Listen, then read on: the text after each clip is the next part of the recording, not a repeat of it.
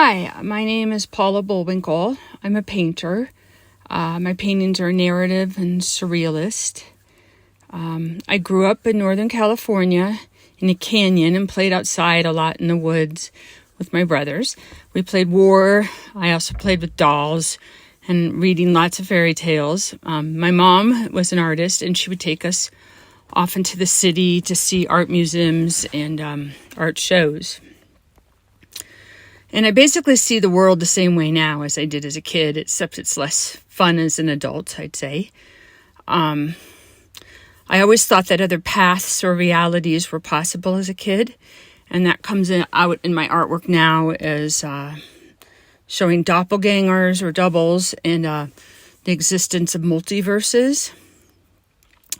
Also a sense of magic. That was a big deal when I was a kid, and it still is there somewhere, in residual magic. My protagonists are always girls or women facing some kind of quest or challenge, because I think that's how I felt as a child. My biggest influences are, I'd say the first person was Matisse and Dorothea Tanning, the Leipzig School, Neil Rausch, Paula Rego, and many others. I am now focusing on a series I call The Travelers. I show girls and women with their doppelgangers and sometimes in triples going about their work. And you don't know which one's real and which one's the double.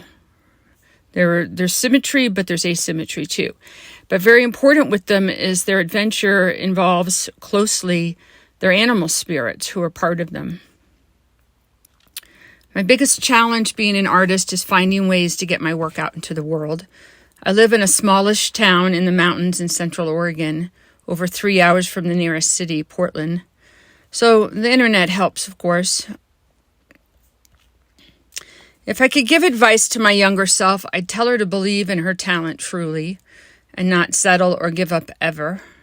I wish I'd started painting earlier rather than focusing on photography, mostly for magazines. My personal work was my best photography back in the day in New York.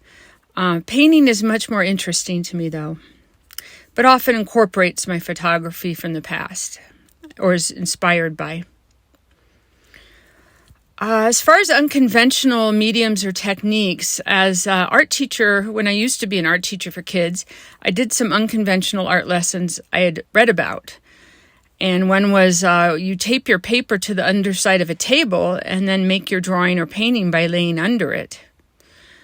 Another one was hiding small artworks for others to find someday, permanently hiding them until someone discovers them.